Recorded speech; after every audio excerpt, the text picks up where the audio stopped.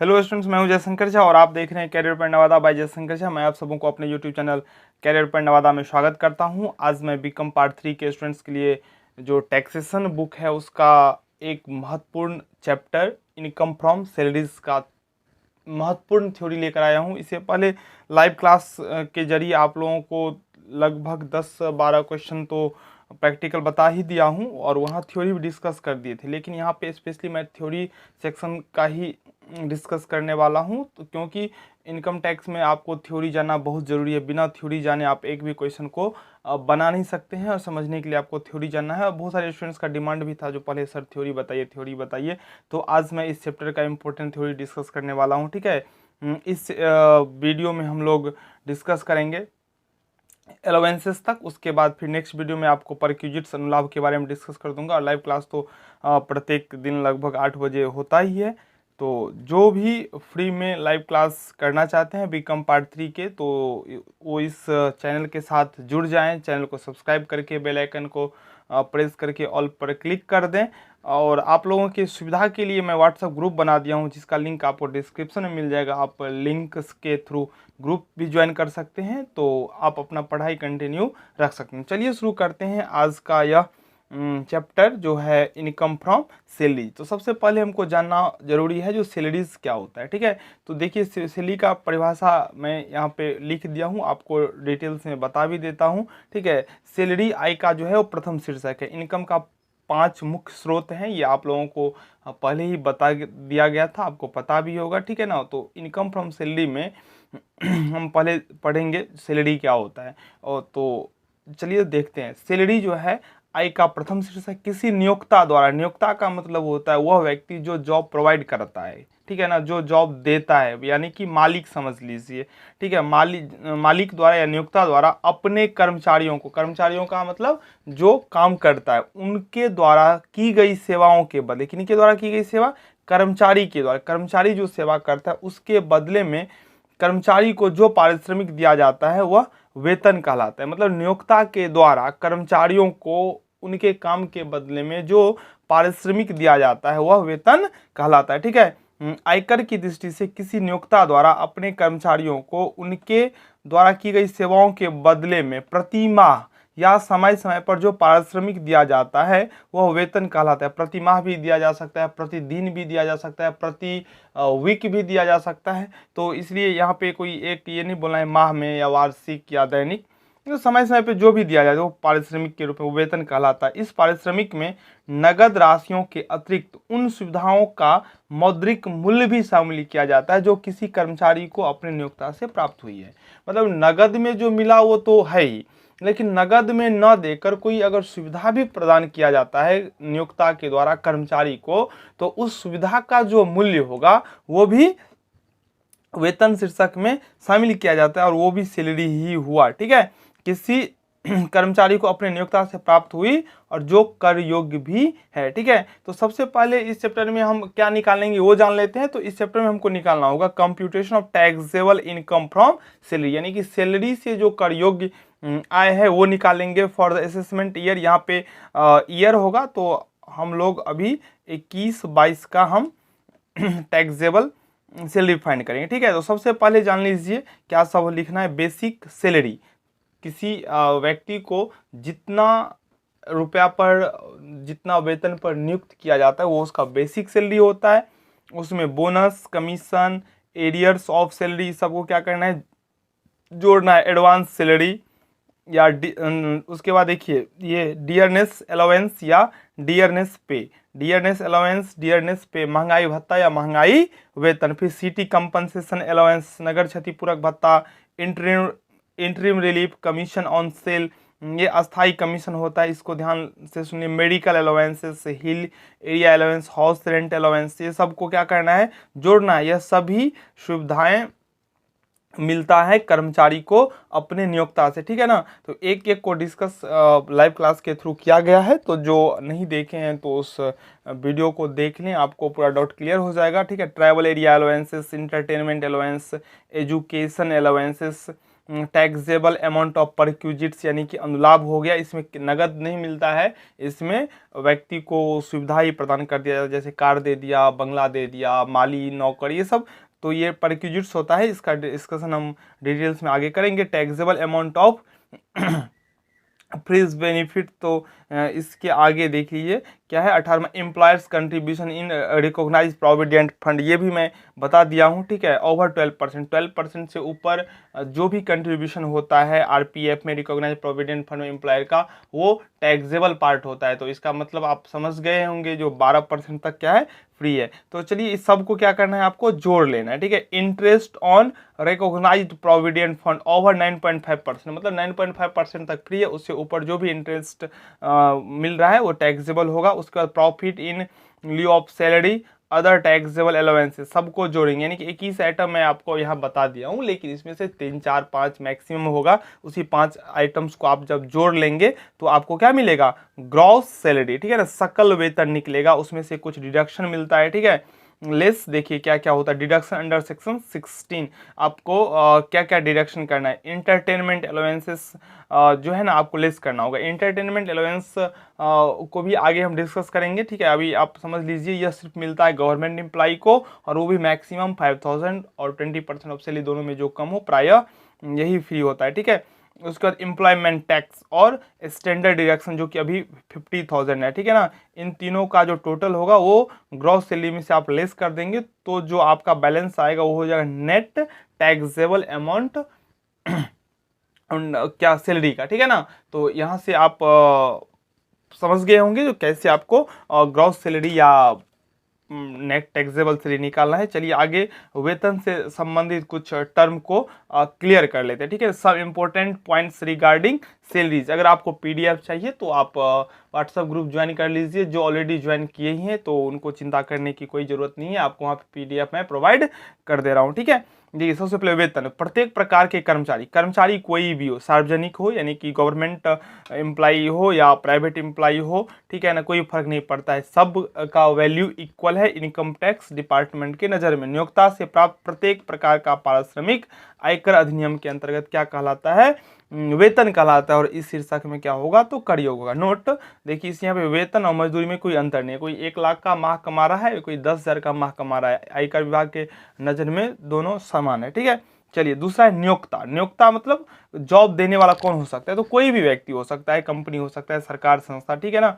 एक से अधिक नियोक्ता, एक व्यक्ति अलग अलग कंपनी में काम कर सकता है, ठीक है। डे में करेगा एक कंपनी के यहाँ काम, नाइट में करेगा एक कंपनी के यहाँ काम, या डे में ही अलग अलग 2 कंपनी में काम कर रहा है, तो मतलब उससे आपको कोई लेना देना है। जितने भी नियोक्ता के यहाँ वो काम कर रहा है सभी नियोक्ता से प्राप्त राशि और उनका सैलरी होगा और वो टैक्सेबल होगा, ठीक है ना।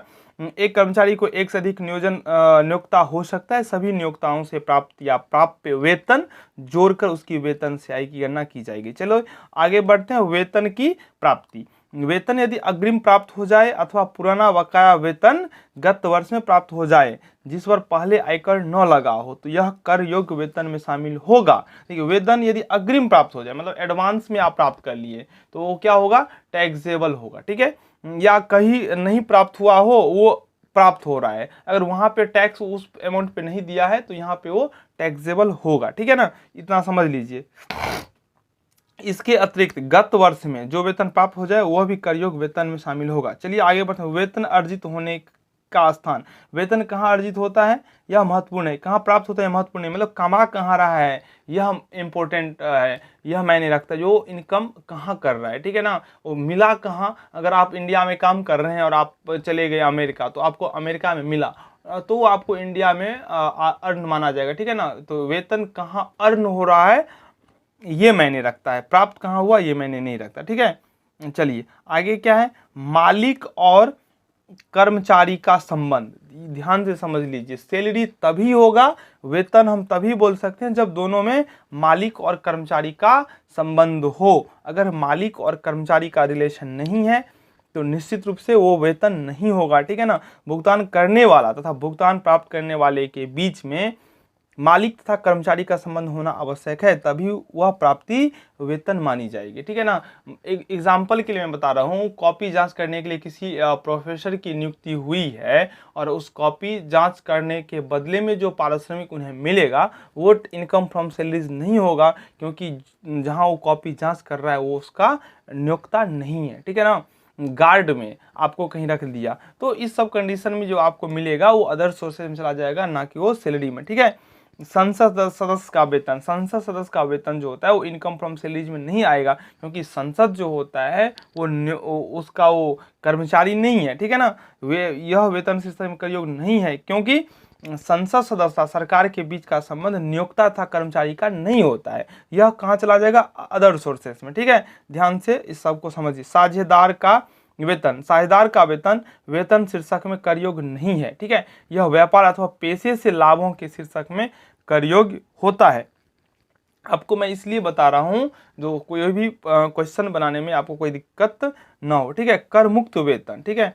यदि कर्मचारी के वेतन पर देय आयकर नियोक्ता द्वारा चुकाया जाता है तो ऐसी दशा में कर्मचारी की वेतन से आय में नियोक्ता द्वारा उसके वेतन पर चुकाया गया आयकर भी शामिल होगा, परंतु अनुलाभों पर चुकाया गया कर शामिल नहीं होगा। ध्यान से समझ लीजिए। अगर कोई कर्मचारी को नियोक्ता टैक्स पे करके ही पेमेंट करता है, मतलब अगर 5 लाख रुपए सैलरी का भुगतान कर रहा है, बोल दिया तुम्हारा टैक्स 50 है, मैंने भर दिया, तो उसका सैलरी हो जाएगा 5,50,000। ठीक है ना। ये सैलरी में काम करेगा। अगर अनुलाभ में ऐसा कर दिया है तो यह काम नहीं करेगा। ठीक है ना। चलिए आगे देखते हैं। 10वां है वेतन को स्वेच्छा से त्यागना। यदि कोई कर्मचारी अपने प्राप्त वेतन में से कुछ अंश त्याग देता है तो यह वेतन प्रयोग माना जाता है। त्याग देना मतलब वो नहीं लेता है। ठीक है। और त्यागी हुई राशि को भी उसके वेतन में शामिल करके कर लगता है, परंतु स्वेच्छा से केंद्रीय सरकार को समर्पित वेतन कर मुक्त होगा। अगर वो स्वेच्छा से सेंट्रल गवर्नमेंट को सैलरी दे रहा है ना, तो वो टैक्स फ्री हो जाएगा, मतलब उस पे उन्हें कर देना नहीं होगा। लेकिन अगर वो कंपनी को ही त्याग रहा है तो उसे टैक्स देना ही होगा। ठीक है। चलिए अगला पॉइंट है अनुबंध के अंतर्गत वेतन न लेना या कम लेना। यदि नियोक्ता और कर्मचारी के बीच अनुबंध के फलस्वरूप कोई कर्मचारी वेतन कम लेता है या नहीं लेता है तो इसे वेतन का प्रयोग नहीं माना जाता। प्रयोग जैसे ही हो गया वेतन का यूज तो फिर वो टैक्सेबल हो जाएगा। लेकिन अगर हम कोई एग्रीमेंट करते समय ही बोल दिए जो आप अगर हमको 50,000 सैलरी देंगे तो हम उसमें से 40,000 ही लेंगे, 10,000 नहीं लेंगे, तो वो 10,000 टैक्सेबल नहीं होगा। ठीक है। चलिए 12वां जो है वो है अवकाश ग्रहण पर प्राप्तियां। अवकाश ग्रहण करने पर कर्मचारी को ग्रेच्युइटी, पेंशन की एक मुश्त राशि, अर्जित अवकाश का वेतन आदि ये सब वेतन मानी जाती है। ठीक है। अवकाश ग्रहण पर प्राप्तियां, अवकाश ग्रहण पे जो प्राप्तियां होता है ये सब क्या होगा? वेतन माना जाएगा। ठीक है। पेंशन, पेंशन सब लोग समझ ही रहे होंगे। अवकाश ग्रहण पर प्राप्तियां कर्मचारी के लिए वेतन के रूप में कर योग्य होती है। ठीक है।